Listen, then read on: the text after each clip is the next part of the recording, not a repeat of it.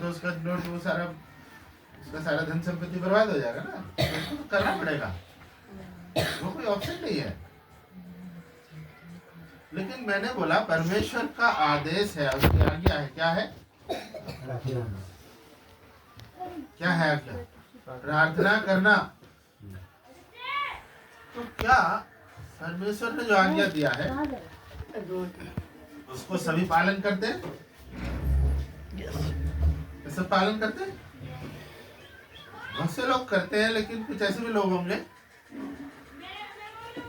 जो नहीं करते, ऐसे भी लोग हैं। लेकिन अगर जो सरकार की आज्ञा नहीं मानेंगे उसके साथ क्या होगा?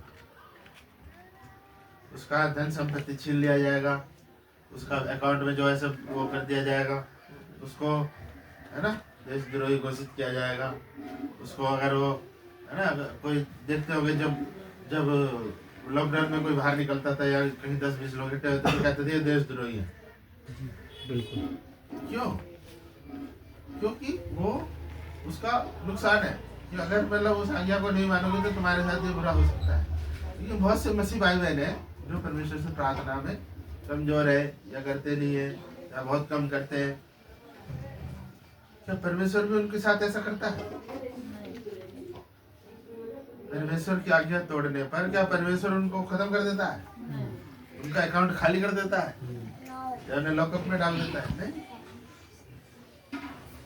तो फिर जब हमारा कुछ नहीं बिगाड़ता, इससे बता रहा हूँ प्रार्थना मत करो, परमेश्वर आपका कुछ नहीं उखाड़ेगा, कुछ नहीं बिगाड़ेगा।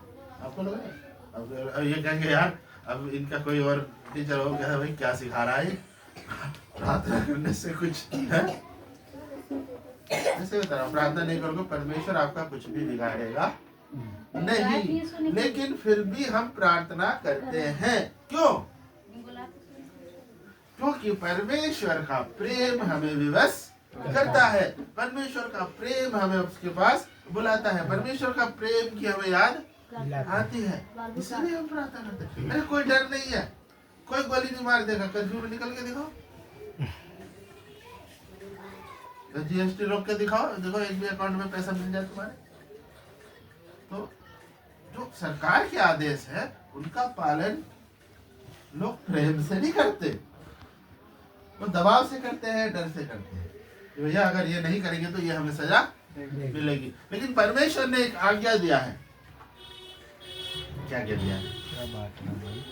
क्या आज्ञा दिया? अभी तो समझा रहा हूँ, प्रार्थना करो।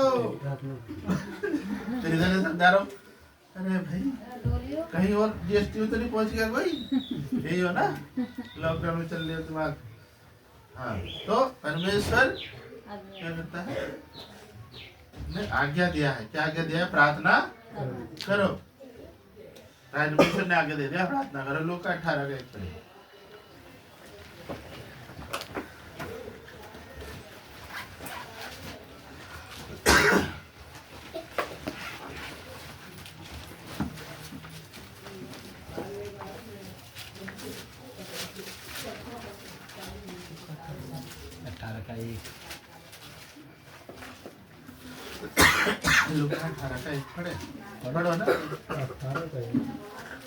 फिर उसने इसके विषय में कि नित्य प्रार्थना करना और याव ना छोड़ना चाहिए, उनसे ये दृष्टांत कहा। यही है ना, यीशु मसीह ने क्या बोला? मैंने क्या बोला था? किसने, किसकी आज्ञा है रोज प्रार्थना करना है? किसकी आज्ञा है? यीशु मसीह। क्या रोज करते हैं? लेकिन क्या परमेश्वर आपको दंड देता है? तो यीशु मसीह की आज्ञा है, लोग हल्के में ले रहे। प्रार्थना को कैसे ले रहे? बड़े हल्के में। अरे देखी जाएगी, आज टाइम नहीं है, कल कर लेंगे, है ना, परसों कर लेंगे। अरे यार चलो खाने के टाइम पे कर लेंगे। तो प्रार्थना करने के लिए क्यों नहीं करते ना बता लोग? क्योंकि उसको बहुत ज्यादा हल्के में लेते हैं। लेकिन अगर सरकार कोई आदेश निकालेगी तो उसको बड़ा सीरियस लेते हैं। परमेश्वर की आज्ञा को कैसे ले रहे? लिख लो ना, भूल जाओगे, फिर हल्का में ले लो, फिर बोलेगा उठ नहीं रहा, वजन ज्यादा हल्का हो गया। अब जो सीख रहे हो ना उसको लिखते जाओ, कि हम आगे बढ़ते जाएंगे। तेजी से नहीं बढ़ेंगे ना, धीरे धीरे ले आओ, ताकि आप जो भी सीख रहे हो उसको अंदर तक आपके दिमाग में चले।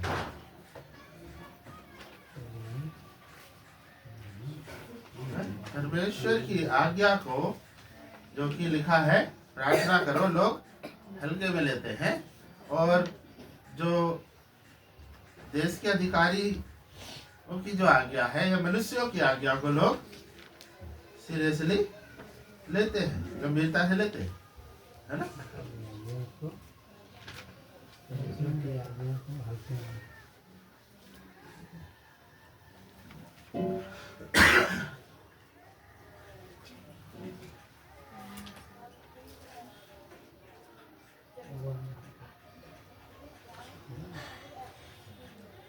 देख लिया, तो परमेश्वर की आज्ञा को लोग कैसे लेते हैं, हल्के में, और मनुष्यों की आज्ञा को सीरियसली ले लेते हैं, गंभीरता से लेते हैं।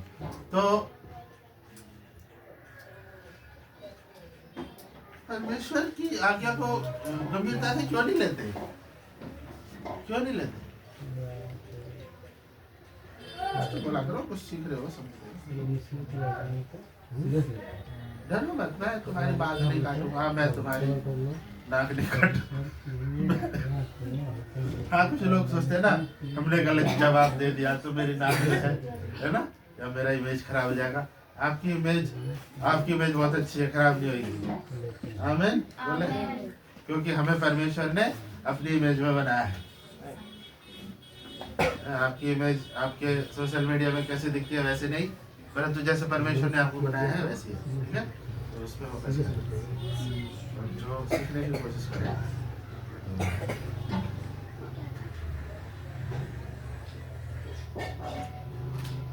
हाँ, क्या सीख लिया, क्या सीखा? मैंने कुछ पूछा, उसका जवाब दो।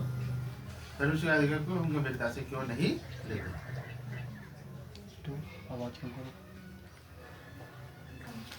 हाँ, बताइए सिस्टर, कुछ तो आवाज निकली, कुछ तो अंदर से बाहर आया। बोलो बोलो बोलो, नो शर्माना, सब आप ही चला। बोल बेटा बोल। क्योंकि वो सोचते हैं कि परमेश्वर कुछ नहीं करता, इसलिए नहीं करते। अच्छा, कुछ नहीं, ये सोचते हैं कि वही मैंने अभी समझाया कि परमेश्वर की आज्ञा को लोग हल्के में लेते हैं, वो सोचते हैं कुछ नहीं करेगा, इसलिए वो लेकिन मैं आपको एक बात बताना चाहता हूँ आज, किसी भी दुनिया की सरकार के आदेश से कहीं अधिक महान है हमारे प्रभु यीशु मसीह की आज्ञा। किसी भी नेता, किसी लीडर, किसी पुलिस कमिश्नर, जो भी फौजी किसी को भी ले लो, उन सभी की आज्ञाओं से बढ़कर किसकी आज्ञा है? परमेश्वर की, यीशु मसीह की आज्ञा है। उसको मानना, उसको गंभीरता से लेना ज्यादा जरूरी है।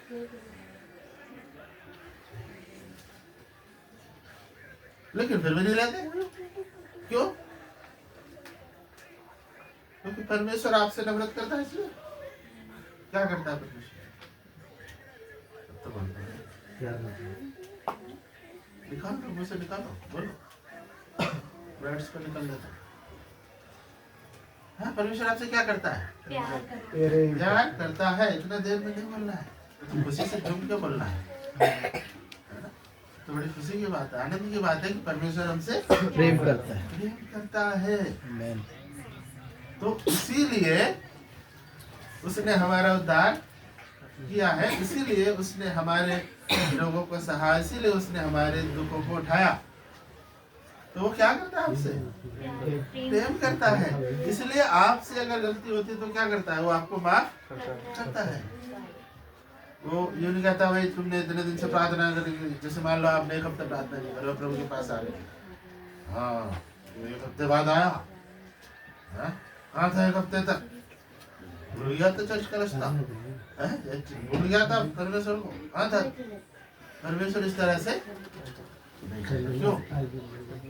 हमसे प्रेम करता है ना? देखो जिनके बच्चे वो समझ सकते हैं कि उनका बच्चा कितनी भी गलती कर लेता है, या एक हफ्ता उनसे दूर रहता है, 2 हफ्ते दूर रहता है, बात नहीं करता, फिर भी जब वो वापस आता है तो उसको जब माता पिता प्रेम करते हैं तो उसको गले से लगाते हैं, उसको बैठाते हैं, उसको समझाते हैं, भाई चल बैठ, तू पानी पी, चाय पी, खाना खा, बता तू कहाँ घूम रहा था इतने दिन से। या उसको सीधा उसके ऊपर है ना कोई दंड की घोषणा नहीं करते। तो ये क्या दिखाता है कि माता पिता बच्चों से क्या करते हैं, प्रेम करते हैं। और परमेश्वर ने प्रभु यीशु मसीह पर विश्वास करने के द्वारा हमें अपनी संतान बना लिया। उसने हमें संतान होने का अधिकार दे दिया। तो अपनी संतानों को परमेश्वर आज्ञा देता है। आपके अपने बच्चों को आज्ञा नहीं देते? सरकार की तरह नहीं, भाई कर्फ्यू लग गया, बाहर निकलेगा तो शूट कर दो, नहीं। आप अपने बच्चों को आज्ञा देते हैं, भाई ये मानना और ये है, ये बात माननी और नहीं मानेगा तो तुझे मैं बताऊंगा। तो क्या इसका मतलब यह है कि मतलब आपने उसे प्रेम करना छोड़ दिया या उसको? तो इसका मतलब आप इनसे प्रेम करते। तो परमेश्वर भी हमसे क्या करता है? मसीह यीशु में उसने अपने प्रेम को हमारे लिए क्या कर दिया, प्रकट कर दिया।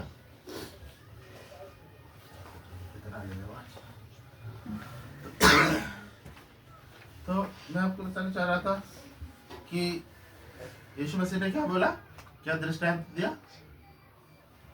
18 में पढ़े। फिर उसने इसके विषय में कि नित्य प्रार्थना करना और हियाव न छोड़ना चाहिए, उनसे यह दृष्टांत कहा। हियाव न छोड़ना और फिर उसने इसके विषय में कि नित्य प्रार्थना करना और हियाव न छोड़ना चाहिए। आगे दूसरा। किसी नगर में एक न्यायी रहता था जो न परमेश्वर से डरता था और न किसी मनुष्य की परवाह करता था।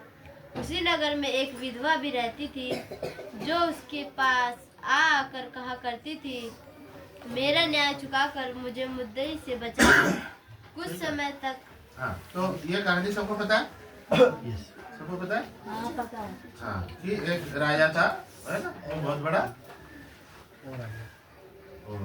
ऐसा था, मतलब सख्त था, सख्त क्रूर था, निर्दयी था, उसके अंदर दया वया नहीं थी।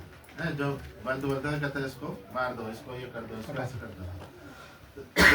उसके पास एक विधवा रोज मांगने आती थी कि प्लीज राजा जी मेरा ये काम कर दो, है ना, मेरा ये राशन कार्ड बनवा दो, जब मेरा ये आधार कार्ड जो भी था, मुझे नहीं पता क्या काम था, या उसको लोन चाहिए होगा या उसको पैसे चाहिए होंगे, जो भी जरूरत थी उसके लिए वो क्या करती थी, वो लेडीज आती थी। और लिखा कि वो विधवा थी। कैसी थी वो? विधवा। कि चलो भाई उसके घर वाले साथ दे रहे हो हैं और उसके पति साथ दे रहा हो, बालक साथ दे रहे हो, विधवा थी तो वो सारी अकेले जाती थी, टाइम खराब करके आती थी, राजा सुनता नहीं था, उसके काम वाम भी छूटता होगा उसका। तो उसके बारे में लिखा कि वो एक विधवा थी, उसको कोई हेल्प करने वाला नहीं था। तो वो जाती थी, वापस आ जाती थी, राजा कहते भगा इसको बार बार आई। तो राजा के अंदर दया थोड़ी थी, अरे यार ये फिर आ गई, चलो हटाओ, रोज आ जाती थी परेशान। राजा परेशान हो गया, कह रहा होगा यार इसको बोलो सिपाही को इसके काट देता है, गुस्सा दोबारा होगा। सोचा अरे यार ये मतलब इसको क्यों मारूं, ये है विधवा, इसके है मेरा क्या उखाड़ेगी, मेरा क्या बिगाड़ेगी, कुछ नहीं, तो इसे क्यों मारूं। इसको बुलाओ अपने सेनापति को या अपने जो मंत्री को, भाई देख ले इसको क्या है, रोज आए थे परेशान हो जब उसका काम, वो रोज प्रार्थना करती थी, किससे? एक निर्दयी से, ऐसे से जो उससे प्रेम नहीं करता था, उससे प्रेम नहीं करता था। और हम उससे प्रार्थना करते हैं जो हमसे प्रेम करता है, जो हमसे प्रेम करता है, जो हमारी प्रार्थना को सुनता है और हमारी प्रार्थना को उत्तर देता है। इतने अच्छे परमेश्वर से हम, इतने अच्छे परमेश्वर की हम सेवा करते, इतने अच्छे परमेश्वर से हम प्रार्थना करते। तो अगर हम प्रार्थना नहीं करते तो उसका मतलब है कि यीशु मसीह ने बोला है कि आवश्यक है, जरूरी है कि नित्य हम क्या करें, प्रार्थना करें। क्यों? आपको नहीं चाहिए कि आपके काम बन जाए? चर्च में आ रहे इतने साल हो गए या कई महीने हो गए, लेकिन काम नहीं बना, नहीं चाहिए, ब्लेसिंग नहीं चाहिए भैया। तो भैया प्रार्थना ना करके आप सरकार का नुकसान नहीं कर रहे, परमेश्वर का नुकसान नहीं कर रहे, प्रार्थना करके सरकार का नुकसान नहीं कर रहे। आपको पता है किसका नुकसान हो रहा है उसमें? ना करने से नुकसान तो क्या, आपका टाइम लेट हो रहा है, हैं? आपको ब्लेसिंग 25 साल में मिलनी थी, वो 30 साल हो गया, 40 साल हो गया अभी तक। क्या आपको प्रार्थना ही नहीं करनी, आपको परमेश्वर के पास जाना ही नहीं है, आपको उससे मांगना ही नहीं है। मैंने ऐसे बच्चे देखे हैं, से एक बच्चा है, मम्मी मुझे चाहिए, मम्मी मुझे चाहिए, चाहिए चाहिए, वो पीछे बढ़ जाता तो उसको मिल जाता है। दूसरा बच्चा चुप रहता है, मम्मी ये चाहिए, अच्छा नहीं दिलवाना, अच्छा हाँ बेटा दिलवा देंगे, कोई बात नहीं, दिलवाया ही नहीं उसको। फिर 6 महीने तो प्रार्थना क्या है? परमेश्वर से मांगना, परमेश्वर से बातचीत करना, है ना? अभी बच्चे ने क्या बोला था कि प्रार्थना परमेश्वर से बातचीत करना, किसने बोला था? ये लड़की आपने बोला था। हाँ, आप इधर से इधर जाइए ना तो मेरा ध्यान। परमेश्वर से प्रार्थना करने का मतलब है बातचीत करना।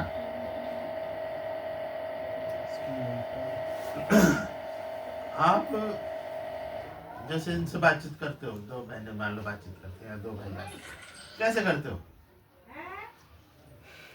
मतलब आप इनसे बातचीत कर रहे हो, कैसे करोगे? आप कुछ बोलोगे तो बोलोगे, फिर बोलोगे, फिर बोलोगे तो बोलते रहोगे पूरे दिन। तो क्या ऐसे बातचीत होती है? या 1 घंटे तक बोलोगे? चलो 1 घंटे प्रार्थना करते हो सपोज करो, तो 1 घंटे तक आप इनसे बोलते रहोगे, ये प्रार्थना होती है? नहीं, ये बातचीत होती है। तो बातचीत कैसे होती है? आप एक चीज बोलोगे, वो एक चीज बोलेगी, फिर आप 2 चीज बोलोगे, वो भी एक चीज बोला, आपस में, है ना, वार्तालाप। तो प्रार्थना क्या है? परमेश्वर से बातचीत, परमेश्वर से वार्तालाप, ठीक है? और वार्तालाप कैसा होता है? दोनों तरफ से, कि हम भी बोल रहे हैं और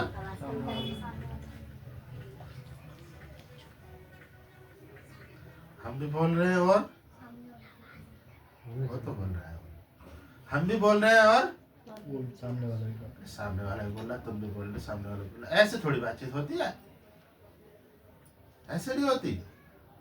बातचीत ऐसे होती है कि आप बोल रहे हैं वो जवाब दे रहा है। और सामने वाला सुन रहा है, और सामने वाला जो बोल रहा है उसे आप सुन रहे हैं, वो भी बोले जा रहे, तुम भी बोले जा रहे हो, सब बोले जा रहे। तो लड़ाई हो गई, सही बात है, दोनों ही बोले जा रहे, सामने वाला भी बोले जा रहा है, सुन रहे हो आप। आप सुन रहे हैं सामने वाले की बात। मतलब आप, ये सिस्टर अगर ये वाली सिस्टर से बात करेगी तो बोलना ही नहीं है, वो जो जवाब दे रही है उसको सुनना आवश्यक है, सुनना भी है, ठीक है? इफिसियों से अध्याय निकालेंगे,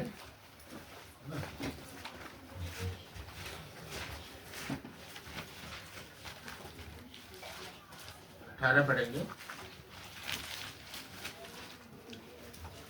हर समय और हर प्रकार से आत्मा में प्रार्थना और विनती करते रहो, और इसीलिए जागते रहो कि सब पवित्र लोगों के लिए लगातार विनती किया करो।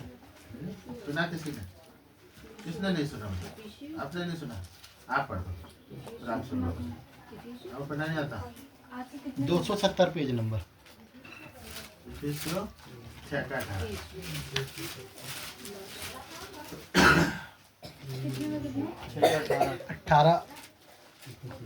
हर समय हर समय और हर प्रकार से आत्मा में प्रार्थना और विनती करते रहो, और इसीलिए जागते रहो कि सब पवित्र लोगों के लिए लगातार विनती किया करो। और आप पढ़ लो। और मेरे लिए भी कि मुझे बोलने के समय ऐसा प्रबल वचन दिया जाए कि मैं साहस के साथ सुसमाचार का भेद बता सकूं। तो अगर आप चाहते हैं कि प्रार्थना करना चाहते हैं, अच्छा अब इतनी देर में किसी का मन कर रहा है प्रार्थना करने का? किसी का मन कर रहा है प्रार्थना करने का? लग रहा है हमें प्रार्थना करनी चाहिए। परमेश्वर आपसे इतना प्रेम करता है, उस प्रेम के बदले इतना तो कर सकते हैं ना, एक घंटा उसके साथ, उसके लिए हम प्रार्थना कर सकते हैं, उसके साथ बैठ के कर सकते हैं। परमेश्वर तो दिन रात हमारी रक्षा करता है, दिन रात हमें संभालता है, या फिर भी हम 1 घंटा 2 घंटा उसके साथ प्रार्थना नहीं करना चाहिए? तो यीशु मसीह ने बोला ये जरूरी है, हमें प्रार्थना करनी चाहिए। तो उसमें आदेश है हल्के में मत ले, हल्के में मत लेना। परमेश्वर का प्रेम है, परमेश्वर का अनुग्रह का समय है, तो हमें दंड नहीं देता। लेकिन हम ऐसा करके परमेश्वर से क्यों दूर रहे? हम परमेश्वर से क्यों दूर रहे? 18 में क्या लिखा है? ऐसे ही ऐसे ही आत्मा में पिता शांत प्रार्थना और प्रार्थना करो और विनती करो। कैसे करो? जागते हुए। हाँ, सो के तो ऐसे भी नहीं करना। और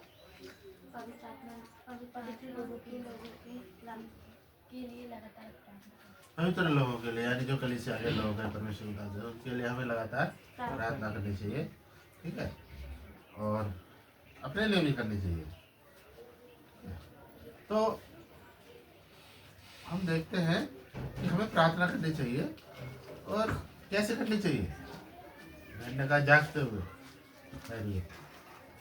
है ना, जागते हुए करना है भाई, कोई सोते हुए मत करना है, ठीक है। तो ये नहीं कह रहा कि आप सो गए तो कोई आपको वो करेगा, लेकिन मेरा मतलब है कि आप जागते हुए प्रार्थना करना है, तो परमेश्वर का वचन हमें सिखा रहा है। दूसरा क्या है? पवित्र आत्मा में। कैसे करना है? पवित्र आत्मा में। कैसे करोगे जी? पवित्र आत्मा। कौन सी आत्मा में? गुस्से वाली आत्मा या वैसी आत्मा भी होती है ना। हमें कौन सी आत्मा में प्रार्थना करना है? पवित्र आत्मा में प्रार्थना करना है। तो पवित्र आत्मा में प्रार्थना कैसे करते हैं बताओ? तो बता दो मुझे, पवित्र आत्मा में प्रार्थना कैसे करते हैं? इतने साल से चढ़ जा रहे हैं, कुछ जवाब दे दो। मैं कुछ गलत नहीं हूँ, आप लोग सब अच्छे हैं। पवित्र आत्मा में प्रार्थना कैसे करते हैं?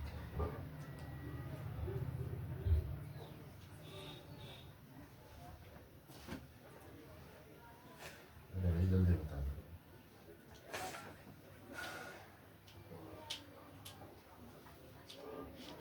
Praise the Lord. आप इतना चुप क्यों बोल रहे हो?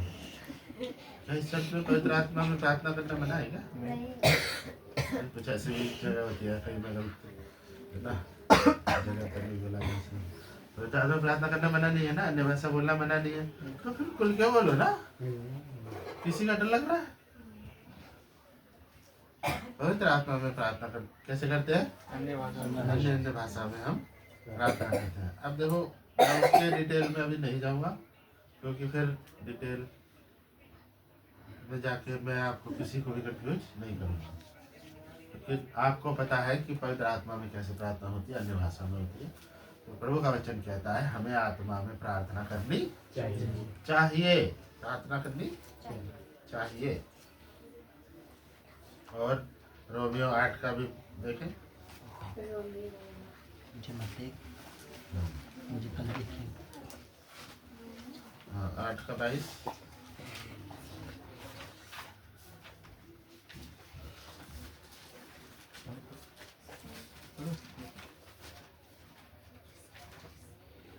आठ का चलो 16 पढ़ो पहले।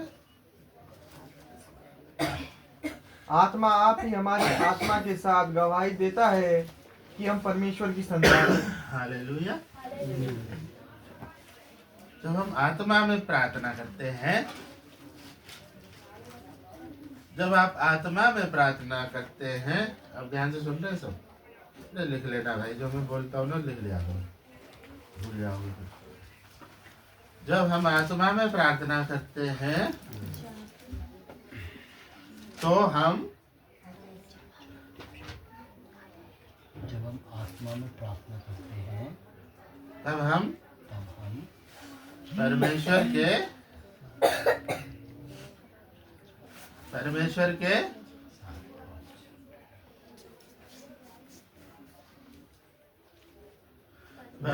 के संतानों की तरह प्रार्थना करते हैं। जब हम आत्मा में प्रार्थना करते हैं तो किसकी तरह करते हैं? परमेश्वर के संतानों की तरह। जैसे एक बेटा अपने पिता से, हमने क्या सीखा अभी पहले? प्रार्थना बातचीत है, ये सीखा हमने। तो सब लिख लिया कि जब हम आत्मा में प्रार्थना करते हैं तो कैसे प्रार्थना करती है? फिर परमेश्वर के संतानों की तरह। तो परमेश्वर का संतानों का मतलब एक बेटा जैसे अपने पिता से है प्रार्थना करता है, बातचीत करता है, वैसे हम परमेश्वर से प्रार्थना करते हैं जब हम आत्मा में। तो एक बेटा किस तरह से अपने पिता से बात करता है? क्या ऊंची आवाज में बात करता है अपने पिता से? एक बेटा अपने पिता से कैसे बात करता है? पूरे आदर के, जिस आदर के योग्य उसका पिता है उस आदर के साथ अब बेटा अपने पिता से मानता है, बात करता है ना?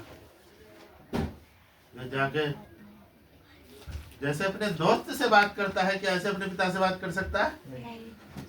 चलो डालियो इतने मेरे इनाम में बैठ बैठ नहीं। इतने डालियों में इतने कर दूंगा तेरे, ऐसे दोस्त से बात करते हैं लोग। गुंजा क्या अपने पिता से कोई ऐसे बात कर सकता है? पिता से पूरे आदर के साथ है, पिताजी आइए, पिताजी बैठिए, पानी दूं आपको, चाय पिलाऊं, मैं आपकी सेवा करूं, कुछ पैर वैर दबाऊं, एक सही आदर के साथ। अब देखो कोई अपने पिता का आदर नहीं करता तो मैं उसको, आप एग्जाम्पल नहीं है, मैं आपका एग्जाम्पल नहीं दे रहा। अगर कोई ऐसा है यहाँ पे जो अपने पिता का आदर ठीक से नहीं करता तो मैं उसका एग्जाम्पल नहीं दे रहा, मैं उसका एग्जाम्पल दे रहा हूँ जो अपने पिता का आदर करता है, जो एक सही व्यक्ति है, जो एक सही बेटा है, जो एक सही पुत्र है। उसे पता है कि मेरी जगह कहाँ पर है, उसे पता है कि मेरे पिता की जगह कहाँ पर है। यीशु मसीह ने भी, चिंता मत करो बारिश में होगी, यीशु मसीह ने भी मतलब पानी की बारिश हो जाएगी तो बढ़ जाएगी, सारा जो भी मिट्टी विट्टी है बैठ जाएगी। तो मैं क्या बता रहा था कि एक संसारिक बेटा भी अपने पिता से कैसे बात करता है? आदर के साथ, भय के साथ, है ना? क्या वो उसका पिता उसे मार देगा? नहीं मारे, लेकिन फिर भी वो भय के साथ, पापा बैठे, थोड़ा आदर के साथ उनसे वो करता है। तो हमें भी अपने पिता से कैसे बात करनी चाहिए? आदर के साथ। और वो प्रार्थना नहीं कर पाते लोग अपने परमेश्वर पिता से सही रीति से प्रार्थना नहीं कर पाते। अभी रिकॉर्ड भी हो रहा है, देख लो, नहीं कर पाते। अपनी बुद्धि से, अपनी समझ से, अपने ज्ञान से लोग अपने परमेश्वर पिता से जैसी सही प्रार्थना होनी चाहिए, जैसे सही बातचीत होनी चाहिए, वो नहीं कर पाते। क्यों? क्योंकि वो अपने संसारिक पिता के साथ भी सही से नहीं चलते। अपने पापा को गोली दे रहे, मैं यहाँ हूँ और मैं कहीं और हूँ। अपने पापा को गोली दे रहा है, अपने पिताजी को गोली दे रहे, अरे वो तो बूढ़े हो गए, उन्हें दिखाई नहीं पड़ेगा, ये है ऐसा काम है, ऐसे कर दो, यहाँ साइन करा लो। हाँ पापा यही है तुम्हारा सब, साइन कर दो। तो ऐसे लोग नहीं करते, अपने पिता का आदर वो नहीं करते। तो जो अपने पिता का आदर करना तुमने सीखा ही नहीं। आजकल ना एक गलत कल्चर आ गया है, पिताजी को फ्रेंड बना लो। पिताजी क्या बन गए? Friend, best friend. वो तुम्हारा बेस्ट फ्रेंड नहीं है भैया, उसने तुम्हें पैदा किया है, उसने तुम्हें कपड़े साफ किए हैं, उसने तुम्हें इतना दूध पिलाया, खिलाया, बड़ा किया है, वो तुम्हारा फ्रेंड नहीं है। वो अलग बात है कि वो प्रेम से हमसे फ्रेंड की तरह बात करता है। यीशु मसीह ने अभी क्या बोला प्रेम से अपने चेलों से, तुम मेरे दोस्त। चेलों को क्या बोला था? दोस्त। तो क्या दोस्तों ने है? तो अगले दिन से क्या हार वही है, गले में हाथ डालेंगे वो भैया, उन्हें पता है तो वो प्रेम है। वो तो देखो, अब किसी का बच्चा उसको कहता तू मेरा लाल है, तू मेरा ये है, तू मेरा पीला है या नीला, जो भी बोलते हैं ना, तू मेरा लड्डू है, तो क्या क्या बोलते हैं, तो प्यार में परमेश्वर बोलता है। लेकिन उसका प्रेम है कि वो हमें एक दोस्त की तरह समझता है। मतलब जैसे आप एक दोस्त से आप कुछ भी बात कह सकते हो ना, कुछ भी बात कह सकते हो ना अपने दोस्तों से, मम्मी पापा से नहीं कह पाते किसी से, तो परमेश्वर एक पिता के स्थान से यीशु मसीह ने अपने आप को इतना छोटा किया कि वो अपने दोस्त के स्थान पे आ गया कि अब बता मुझे क्या प्रॉब्लम है? बता तेरी क्या प्रॉब्लम है? तुझे मैंने चुन लिया है, तुझे मैंने उद्धार किया है, तेरे पापों को मैंने साफ करके धो दिया है, तू परमेश्वर की संतान है। आज मेरे दोस्त की तरह मेरे पास बैठ, बता क्या प्रॉब्लम है? सुसाइड करने जा रहा था ना दोस्त, बैठ। हाँ, अब बता क्यों रो रहा है? गर्लफ्रेंड ने छोड़ दिया? ऐसी बातें किससे करता है कोई इंसान? दोस्त से, फ्रेंड से, सहेली। तो यीशु मसीह इसीलिए आपकी बात सुनने के लिए, लेकिन वो कौन है? वो सर्वशक्तिमान परमेश्वर है, वो पिता का स्थान रखता है। ठीक है, परमेश्वर का स्थान कौन सा है? पिता का स्थान। ठीक है, तो परमेश्वर को जब हम प्रार्थना करते हैं तो अपने जैसे एक पिता का हम आदर करते हैं वैसे हमको आदर करना है। और प्रॉब्लम क्या बताई थी मैंने? तो जल्दी जाओ, देख लो, मुझे मजा आता है, फटाफट जाओ। हम क्यों नहीं कर पाते? तो समझ जा रहा आपको? अच्छा, दोबारा बताता हूँ कि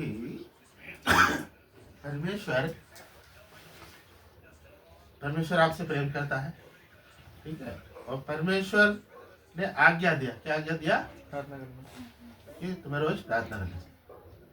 तो मैंने बोला कि आप को कैसे प्रार्थना करना चाहिए? कैसे बताया? कौन से कैसे बताया? आत्मा में। कैसे करना चाहिए? आत्मा में।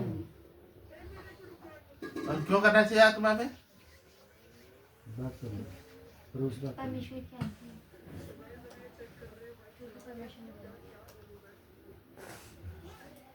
आत्मा में क्यों करनी चाहिए? परमेश्वर से बात करते हैं आत्मा में होकर। जब आत्मा में प्रार्थना करते हैं तो हम एक परमेश्वर की संतान की तरह पिता से समझ में आ गई? मैं अभी भी किसी को डॉक्टर पूछ लो, मुझसे पूछ लो, मैं नहीं चाहता आप अंधकार में रहो, ज्योति में आओ, चमको, तुम्हारे प्रकाश आगे।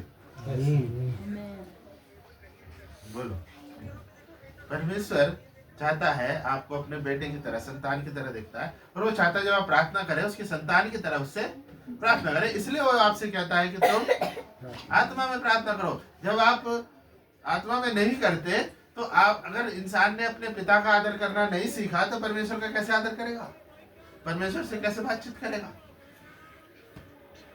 कुछ लोग यीशु मसीह को मजाक समझते हैं ना, वो क्रॉस लेके घूम रहे, देख ये रहा मेरे पास, है ना, कितना अनादर करते हैं वो। क्यों करते हैं? अरे उन्हें आता ही नहीं है, ईसाई है फिर भी डिस्को में पता नहीं क्या क्या करते रहते हैं। वो अपने पिता का क्या करते हैं? आदर नहीं कर पाते क्योंकि उन्हें आता ही नहीं है।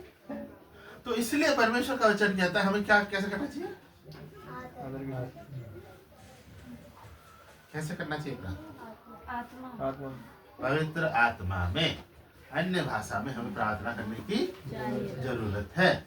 तो क्या मैं ये कह रहा हूँ कि वैसे प्रार्थना मत करो कि जब भी बोलो हाँ जी, इन्होंने बोला प्रार्थना करो, वो भाई अन्य भाषा में शुरू हो गया, अब उसको भी कुछ समझ में नहीं आ रहा, उसको भी नहीं आ रहा। वो बोले यार वो तो आए थे भैया, सिखा के गए थे, पास्टर जी सिखा के गए थे, आत्मा में आ गए, बस हमें कुछ नहीं पता। ऐसे नहीं है, ये मतलब नहीं है। आत्मा में प्रार्थना का मतलब है जब आप अपने पिता से बात करते हो, यानी जब आप अकेले में परमेश्वर से प्रार्थना करते हो, जब आप अपने पर्सनल प्रेयर में, तो आपको कैसे करना चाहिए? अन्य भाषा में करना चाहिए पर्सनल प्रेयर में। तो जब आप अकेले में, कहते हैं ना अकेले में परमेश्वर के पास जाओ, परमेश्वर बड़ा खुश होता है। जब अकेले में जाते हो देखो परमेश्वर को कैसा अच्छा लगता होगा, जैसे कोई बड़ा सा पिता है, राजा है, मान लो किसी का पिता राजा है, उसके पास टाइम लेकर के उसका बेटा आ रहा है ना, वो राजकुमार है, वो एंजॉय कर सकता है, सारे मौज मस्ती कर सकता है, लेकिन वो सब छोड़ के वो क्या है, एक राजकुमार अपने राजा अपने पिता के पास आया कि पिताजी मैं आपसे थोड़ा टाइम दो, ये मैं आपसे क्या करना चाहता हूँ, और वो अपने पिता के लिए कुछ भेंट लेके आता है, देखो पिताजी ये मैं आपके लिए लाया हूँ, मैं आपसे बात करना चाहता हूँ, मैं आपका आदर करना चाहता हूँ। कितना अच्छा लगता है परमेश्वर को, और जब परमेश्वर को अच्छा लगता है तो वही तो कहते हैं, इसीलिए तो कहते हैं कि ऐसी प्रार्थना करो जो आत्मा में, ठीक है, समझ में आ रहा है? अरे नहीं आ रहा, नींद आ रही, कुछ भी बता दो, हम फिर अगले हफ्ते सही रहता है।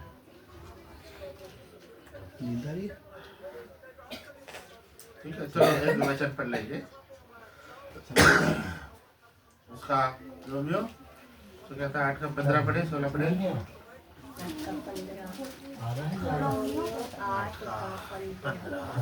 8 का 15। अब जो हम पढ़ रहे हैं ना उसको ध्यान से सुनना भाई, क्योंकि मैं उसको रिपीट नहीं करना चाहता बार बार, मैं सब समझा चुका।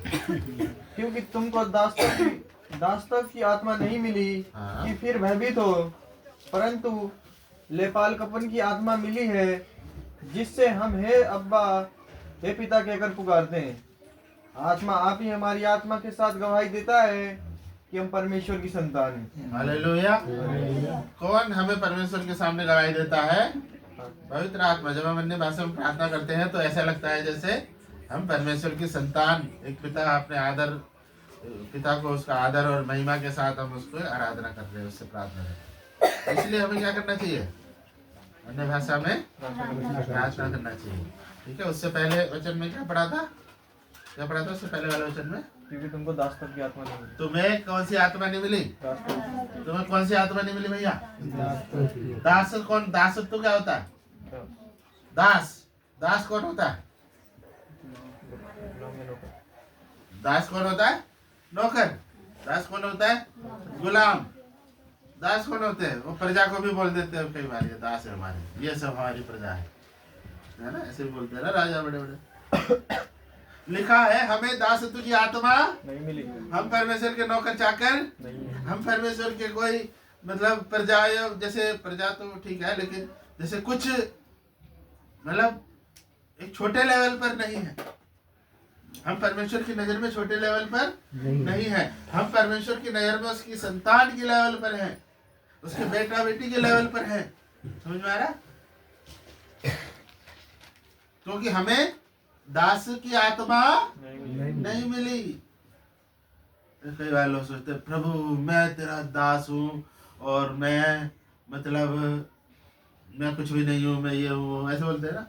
देखिए परमेश्वर का दास हम अपने आप को जब कहते हैं तो हम उसका क्या कर रहे हैं? आदर कर रहे हैं। लेकिन परमेश्वर हमें किस नजर से देखता है? संतान की नजर से देखता है। हम अपने आप को हम्बल करते हैं ना, जैसे हम किसी से बात करते कहते हैं अरे भाई आप तो बड़े हैं, हम तो छोटे हैं, ऐसा किसी ने बोला, आप बोलना तो चाहते मैं बता सुना होगा बोलते। तो ऐसे ही हम परमेश्वर के आगे अपने आप को नम्र और दीन करते हैं कई बार। समझ ये नहीं कि वो आपको दास दासी नौकर चाकर समझ रहा है, चल भाई जा मेरे ये सब कर, मेरा ये लेकर आ, ऐसे नहीं। वो आपको परमेश्वर अपने संतान की तरह क्या करता है? प्रेम करता है, आपकी चिंता करता है, आपका ख्याल रखता है, आपकी बीमारियों से आपको चंगाई देता है। ऐसे नहीं कि भाई एक नौकर है, मान लो बीमार है, नौकर किसी का बड़ा कोठी वाला है, बड़ा वो है, अफसर है, उसका नौकर क्या है? बीमार है, उसको उससे फर्क पड़ता है? तो क्या भाई मेरे लिए संभाल लेते हैं, कभी तबीयत खराब हो देख ले भाई, कर सकता है देख ले, है ना, या कर गया। तो दास को कोई छुट्टी, जो दास होता है उसको कोई अधिकार नहीं होते, वो जो ऊपर वाला बोलेगा उसको सुनना ही पड़ेगा। लेकिन परमेश्वर ने हमें संतान होने का अधिकार दिया है, परमेश्वर के संतान है। ठीक है। तो क्या क्या पढ़ा था उसके दूसरे वचन में कि हम नहीं जानते कि हमें किस रीति से प्रार्थना करना चाहिए। तो आत्मा क्या करता है हमारे साथ? पवित्र आत्मा भी हमारे साथ प्रार्थना करता है, क्योंकि हमें नहीं पता। अन्य भाषा में जब प्रार्थना करते हैं तो आत्मा भी हमारे साथ प्रार्थना करता है, हमारी मदद करता है, ताकि हम परमेश्वर को प्रसन्न करें, परमेश्वर की संतान की तरह उसको दिखाई पड़े। ठीक है ना, आत्मा आप ही हमारी आत्मा के साथ गवाही देता है कि हम परमेश्वर की संतान है। ये लिखा है वचन में, ठीक है। और आगे क्या लिखा है?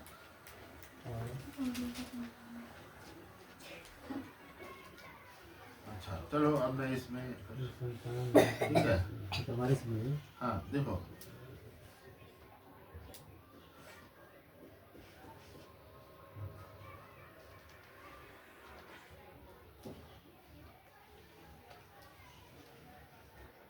समझ आ रहा है आपको? क्या 26 पढ़े। इसी रीति से आत्मा भी हमारी दुर्बलता में सहायता करता है, क्योंकि हम नहीं जानते कि प्रार्थना किस रीति से करना चाहिए। हाँ इस आयतों को दोनों को नोट कर लेना, 26-27। हाँ प्रार्थना किस रीति से करना चाहिए, परंतु हैं? क्या बोला है, क्या बोला है वचन में? शुरू से पढ़ो इस वचन को बेटा। इस रीति से आत्मा भी हाँ। हमारी दुर्बलता में सहायता करता है। इसी रीति से आप सुन रहे हैं मेरी बात को? नहीं तो ऊपर निकल है। इसी रीति से आत्मा भी हमारी दुर्बलता में सहायता करता है। हमारी क्या करता है? परमेश्वर सहायता। पवित्र आत्मा सहायता करता है। जो पवित्र आत्मा हमारी सहायता करता है, जब हम अन्य भाषा में प्रार्थना करते हैं तो पवित्र आत्मा क्या करता है? हमारी सहायता करता है। और क्योंकि हम नहीं जानते कि प्रार्थना किस रीति से करना चाहिए। हाँ, क्यों क्यों करता है पवित्र आत्मा? क्योंकि हम नहीं जानते कि प्रार्थना किस रीति से करना चाहिए। तो वचन कह रहा है तुम्हें, अरे अभी मैंने बोला था ना, चाहे तो लोग सोच रहे हैं यार हम इतने साल हो गए हम बता रहे प्रार्थना नहीं करनी।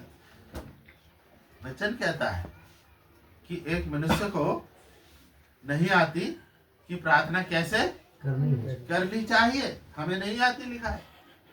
इसीलिए पवित्र आत्मा हमारी मदद करता है, इसीलिए वो अन्य अन्य भाषाओं के द्वारा हमारे लिए विनती और निवेदन करता है। आगे बढ़ो। परंतु आत्मा आप ही हाँ ऐसी आहें भर भर कर हाँ। जो बयान से बाहर है हमारे लिए विनती करता है। पवित्र आत्मा हमारे लिए क्या करता है? विनती करता है, क्योंकि हमें आहें भर के कई बार विनती करना नहीं आता, हमारे आंसू नहीं निकलते, या हमारे अंदर कई बातें हो सकती है ना। हम अभी घरवाली से कोई लड़का आया है, कोई दोस्त से लड़का आया है, कोई कुछ करके आया है, अब पता ही नहीं मैं प्रार्थना में बैठूंगा, मैं नहीं करता, मैं प्रार्थना में क्या बैठूंगा, मूड खराब है, आपको पता ही नहीं प्रार्थना में बैठता हूँ, आप करो क्या, बोलूँ क्या। वचन कहता है कि पवित्र आत्मा हमारी सहायता, हमारी परमेश्वर की मंशा को जाता है।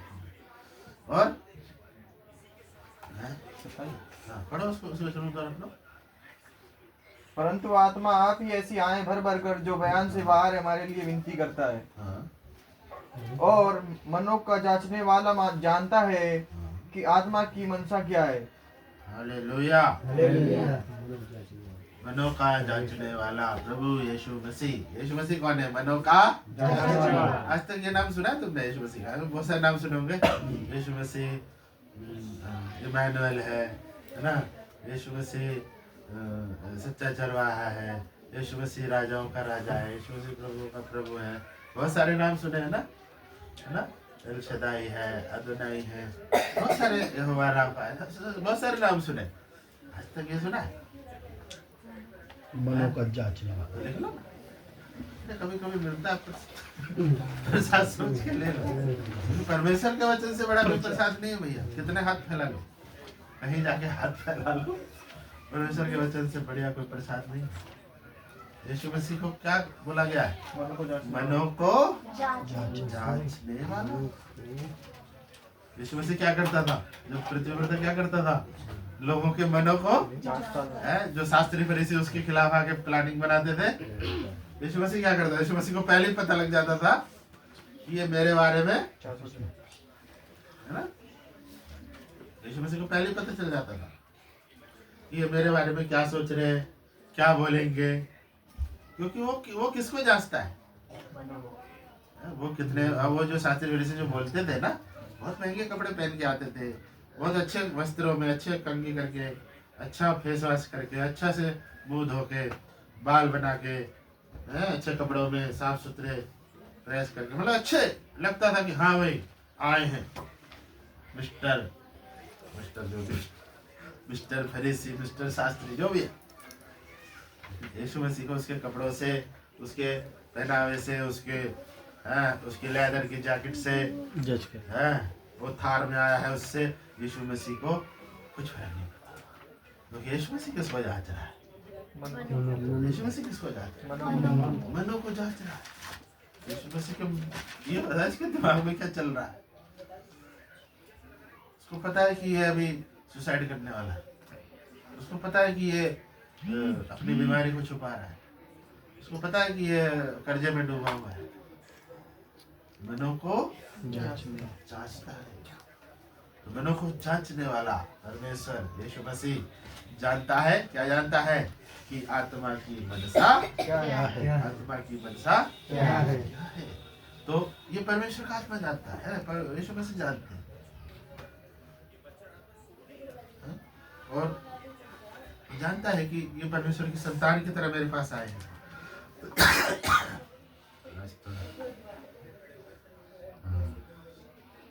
ठीक है, तो मनो को जांचने वाला जानता है और कि पवित्र लोगों के लिए परमेश्वर की इच्छा के अनुसार विनती करता है। कैसे विनती करता है जी?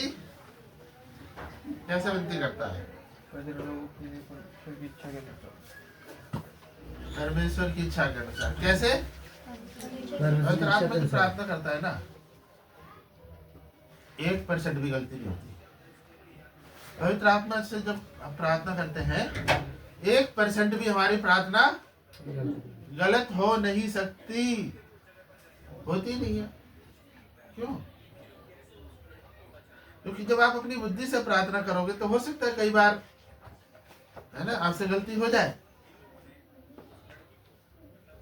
सपोज करो किसी को कोई मकान लेना है, प्रभु मुझे ये मकान अच्छा लग रहा है, मुझे दे दे दे दे दे दे। वो पवित्र आत्मा में नहीं कर रहा है, वो ऐसे कर रहा है। और कहीं से लोन लेके दो करके उसके तो मेरा दिल आ गया, ये मेरे को चाहिए। उसने ले लिया, उसके बाद पता चलता है उसमें तो केस चल रहा है, उसमें तो ये भी प्रॉब्लम है, उसमें तो ये टपक रहा है, उसमें तो है? लेकिन जब पवित्र आत्मा में वो प्रार्थना करेगा तो 1% गलती है। प्रभु से प्रार्थना करते हुए लोग, प्रभु ये लड़की बहुत सुंदर है, या ये लड़का बहुत सुंदर है, इसकी अच्छी जॉब है, ये चर्च में बहुत अच्छा गाना गाता है, बहुत अच्छा गाना गाता है, तो बस अब ये हमको चाहिए। तो ऐसे कुछ लोग सोचते हैं चर्चों में या बाहर भी लोग होते हैं। लेकिन जब हम आत्मा में प्रार्थना करते हैं, आत्मा को पता है कि वो बंदा क्या करता है। ठीक है, मैं जहाँ चर्च में जाता हूँ, वहाँ हमारे पास्टर जी बता रहे थे कि उनके पास एक बेटी आई, उन्होंने बोला मुझे भाई पसंद है ना, वो वर्शिप लीडर है, अच्छा है। तो उन्होंने बोला नहीं, ये नहीं, ये उन्होंने प्रार्थना किया। उन्होंने कैसे प्रार्थना किया? उन्होंने आत्मा में प्रार्थना की। तो उन्होंने बताया कि ये ठीक नहीं है, लेकिन अब वो जो भी अट्रैक्शन था उसकी वजह से वो लोग, है ना, तो बाद में आए जी अभी ये तो जी हमें मार रहा है, हमें ये कर रहा है, वो कर रहा है। तो जब वो चलिए बताया तो उनकी बात उन्होंने अनसुनी कर दी, क्योंकि वो कुछ नशा करता था। भले ही वहां पे बहुत अच्छा, क्या पता वो नशा करके स्टेज, पता नहीं, ठीक है, अच्छा गिटार बजाता था, तो हमें नहीं पता उसके जीवन कैसा था। लेकिन पवित्र आत्मा को सबके बारे में पता है।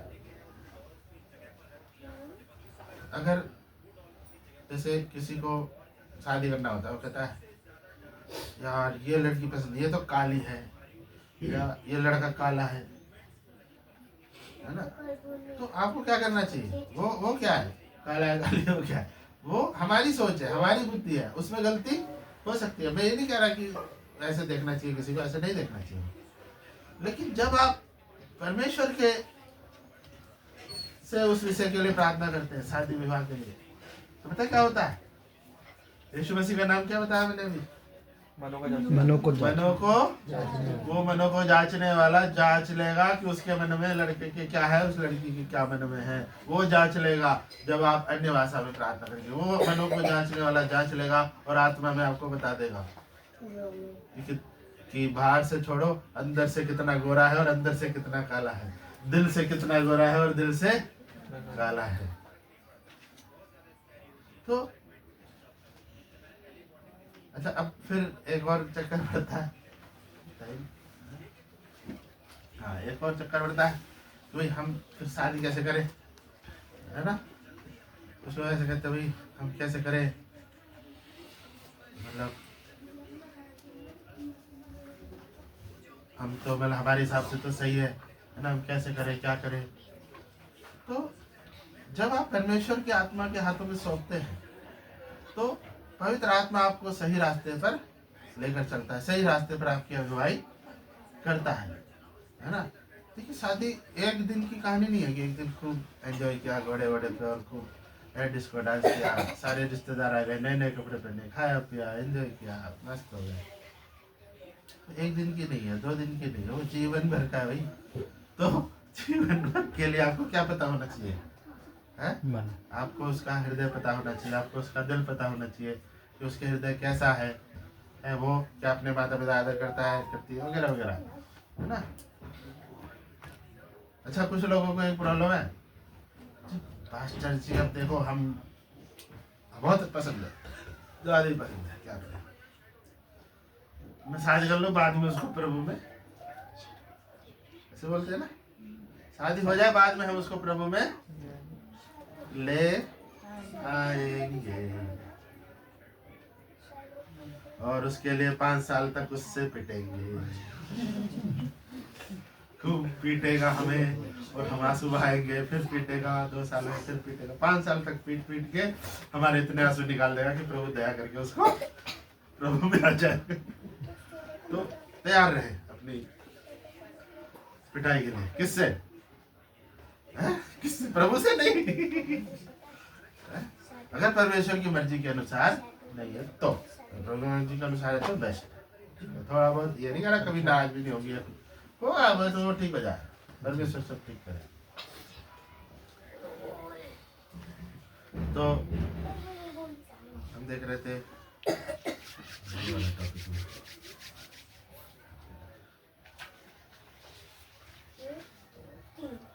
हम प्रार्थना के टॉपिक पे थे ना, तो टॉपिक से बाहर तो नहीं चला गया कोई, ऐसे बोलते थे अरे ये तो शादी को प्रचार करने लग गए, ऐसा तो नहीं कह रहा कोई।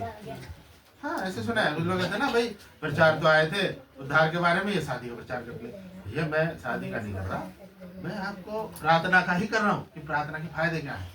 हर एक काम है, हर एक जॉब में, जो जॉब आप करने जा रहे हो उसमें आप प्रार्थना करें, कोई मकान आप लेने जा रहे हो उसमें आप प्रार्थना करें। रिचुअल क्या आता है, हर समय प्रार्थना करते रहो, हर समय करो, हर बात के लिए, हर बात के लिए तुम्हारे विनती निवेदन है परमेश्वर के सामने पहुंचाया जाए, हर बात के लिए, हर बात, आपके बच्चों की बात हो, आपके परिवार की बात हो, आपकी नौकरी की बात हो, आपके खाने पीने की बात हो, आपके घर के मकान की बात हो, गाड़ी घोड़े की बात हो, कोई भी बात हो, क्या करो, क्या करो, यार बोल तो दो यार, प्रार्थना करो, थोड़ा मुझे आवाज नहीं आई, थोड़ा जोर से, प्रार्थना करते रहो, और जोर से।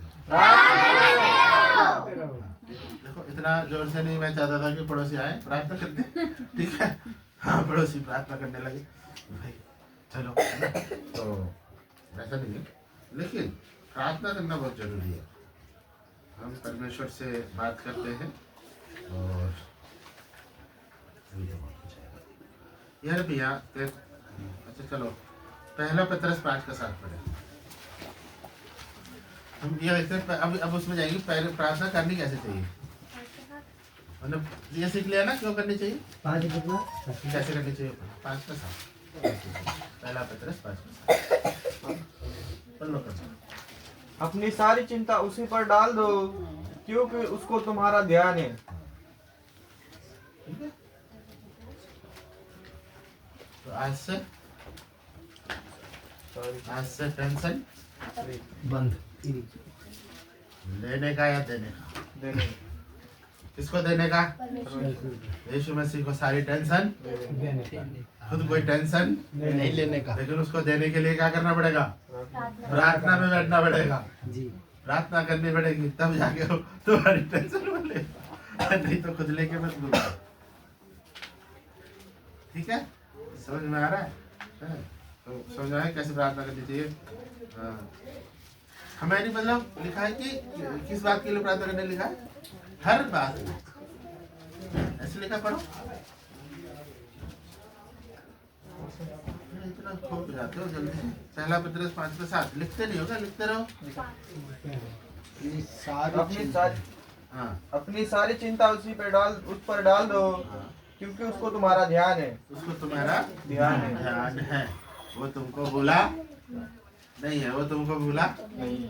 कितने लोगों को लगता है परमेश्वर भूल गया?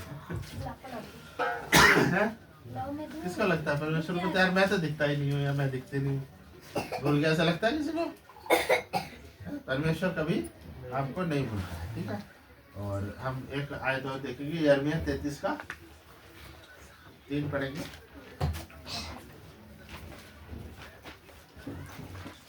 अभी हम ये सीख रहे हैं कि क्यों करनी चाहिए। 3 हाँ, क्यों करनी चाहिए। मुझसे प्रार्थना कर और मैं तेरी सुनकर तुझे बड़ी बड़ी और कठिन बातें बताऊंगा, जिन्हें तू अभी नहीं समझता। हालेलुया। कौन कौन अपने आप को होशियार समझता है? और कौन कौन होशियार समझता है? किसको लगता है कि मुझे सब पता है? नहीं, सब तो नहीं पता। होशियार है, सब नहीं पता, लेकिन किसको लगता है ये मुझे क्या बताया, मुझे सब पता है? ऐसे कौन कौन सोचते हो? पापा बूढ़े हो गए, मुझे क्या बताएंगे? मुझे सब पता। हैं? मम्मी क्या बताएगी? भैया मैं यूट्यूब देख लूँगा, है ना? ऐसा लगता है कुछ लोगों को कि मुझे मोची से कटो। ठीक है। लेकिन वचन कहता है तुम्हें सब कुछ क्या कहता है? तुम्हें कुछ भी, बहुत सारी चीजें नहीं पता, बहुत सारी बातें तुम्हें अभी नहीं पता, बहुत सारी चीजें आपको अभी, ये नहीं कह रहा कि तुम्हें पता ही नहीं लगेगी, कभी तुम्हें पता ही नहीं चलेगा, ऐसा नहीं कह रहा। इसलिए कह रहा है कि बहुत सी चीजें तुम्हें अभी नहीं पता। तो क्या पता करना चाहते हैं? क्या पता करना चाहते हैं कि आपको कोई जवान है, वो क्या पता करना चाहता है कि उसकी शादी कहाँ होनी चाहिए, या कोई बहन चाहती है? चाहते हैं ना? पर नहीं पता, पता करना चाहते हैं, है ना? कहाँ जॉब करूँ, कौन सी जॉब करूँ, पता करना चाहते हैं। कौन सी कोर्स करूँ, कौन सी ट्रेनिंग करूँ, पता करना चाहते हैं। कंफ्यूज कर रखा है कई लोगों ने कि मैं सेवा करूँ कि जॉब करूँ, सेवा करूँ जॉब करूँ। ऐसे भी है कुछ लोग। कौन कौन अपनी कंफ्यूजन से बाहर आना चाहता है?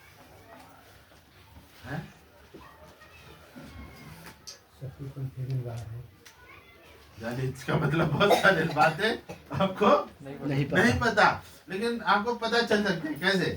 प्रार्थना किससे? परमेश्वर से। क्या कहता है परमेश्वर वचन? पढ़ो उसको। तू मुझसे प्रार्थना कर हाँ। और मैं तेरी सुनकर तुझे बड़ी बड़ी और कठिन बातें बताऊंगा, जिन्हें तू अभी नहीं समझता। हालेलुया। हालेलुया। परमेश्वर तुम्हारी सुनेगा। परमेश्वर क्या करेगा? तुम बोलते जाओगे, वो भी बोलते जाएगा। ऐसे नहीं, परमेश्वर क्या कह रहा है कि मैं पहले तो तुम्हारी सुनूंगा और उसके बाद मैं बोलूंगा। क्या बोलेंगे? वो कठिन बातें, वो बातें जिन्हें तू अभी नहीं समझता, तेरी बुद्धि में अभी नहीं आई, मैं बताऊंगा ना।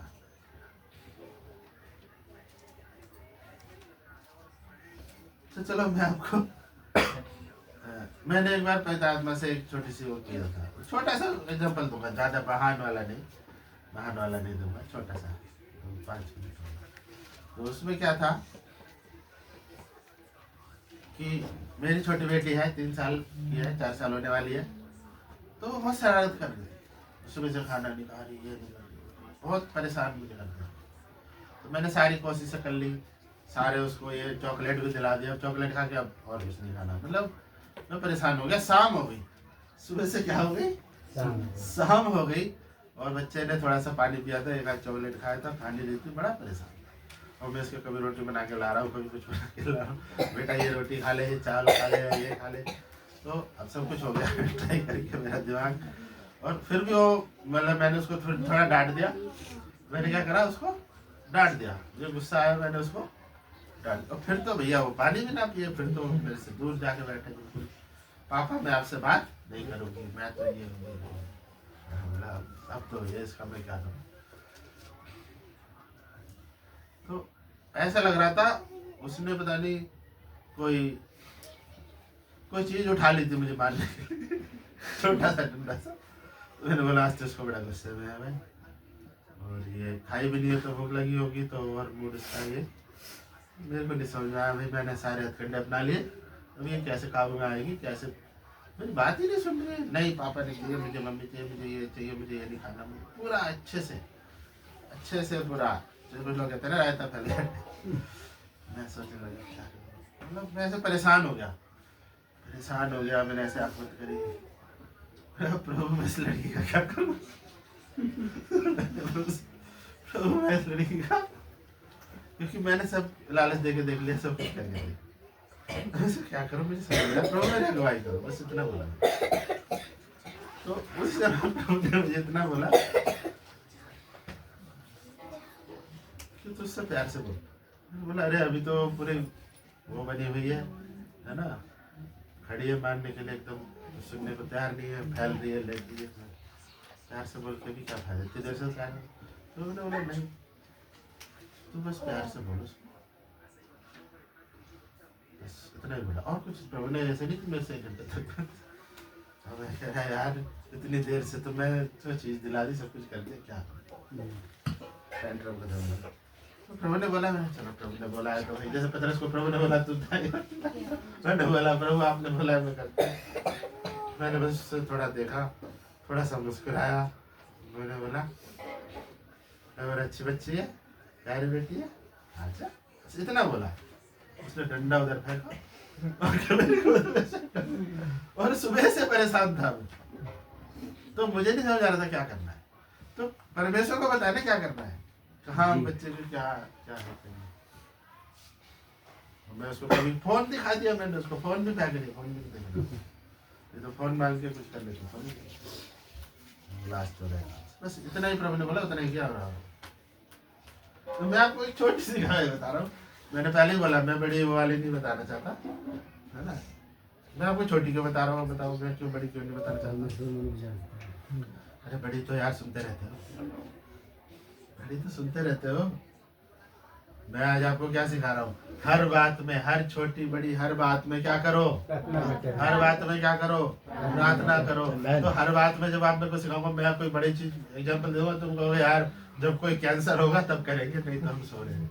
नहीं, छोटी छोटी बातों के लिए भी परमेश्वर चाहता है कि हम उससे, क्योंकि वो परमेश्वर मनों को जांचने वाला है।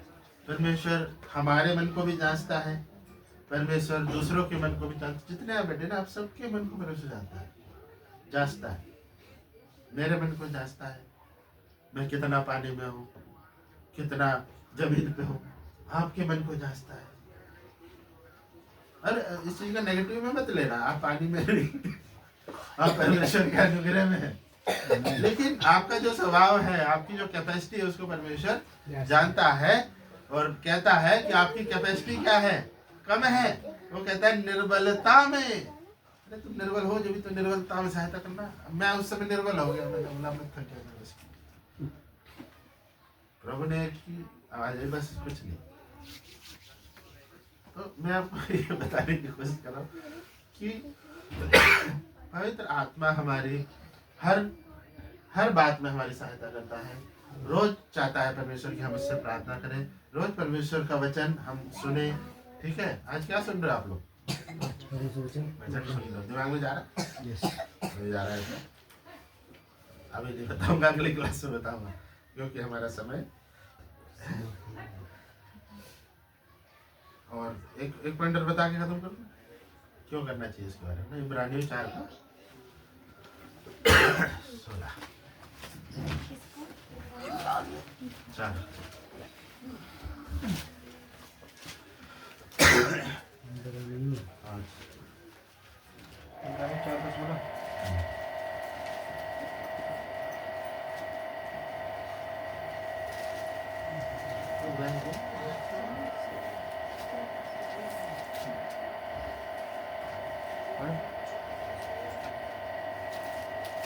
इसलिए आओ हम अनुग्रह के सिंहासन के निकट हिया बांधकर चले कि हम पर दया हो और वह अनुग्रह पाए जो आवश्यकता के समय हमारी सहायता करे। हालेलुया। परमेश्वर का सिंहासन कौन सा है?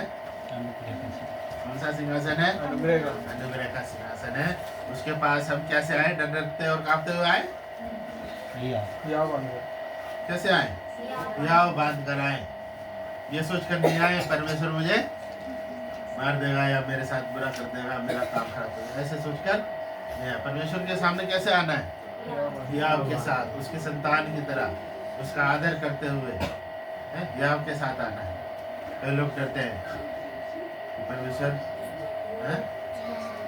मेरे साथ कुछ ये ना कर दे, वो ना कर दे। अभी एक महीने से बोल रहे थे अगर मैं ऑफरिंग आज देने की जगह कल दे दूं तो कोई दिक्कत है क्या? परमेश्वर कैसा है? आज कल और युगानुयुग एक सा परमेश्वर है। वो कल भी आपसे उतना ही प्यार करता था, आज भी उतना ही प्यार करता है और उसका वचन कहता है वो जगत के अंत तक आपसे प्रेम करता रहेगा, वो आपको कभी नहीं छोड़ेगा। हालेलुया। हालेलुया। कैसे है ना परमेश्वर? हिया बांध। जाओ बांध के परमेश्वर के पास। Yes daddy, yes father, I praise you, I worship you. कैसे आना होगा बांध? उसकी महिमा करते हुए आना है हियाव के साथ, डर के नहीं। ओह मैं जब पीछे बैठूंगा कहीं पास्टर का तीर मेरे मुझ तक न पहुंच जाए, ऐसा नहीं है। आप किसकी उपस्थिति में आना है? आपको परमेश्वर की उपस्थिति। जो आपके परमेश्वर ने आपको दास दिया है उसको क्या करना है? आदर। उसको क्या करना है? उसको क्या करना है? आदर करना। उसको आदर करना है। आमेन। उसने आपको एक आध तीर मार दिया तो कोई नहीं, थोड़े घायल हो जाओ तो क्या करना है? वो तीर अपने भी तीर निकालना है उसको मारने के लिए, ऐसे करना है। किट्टो।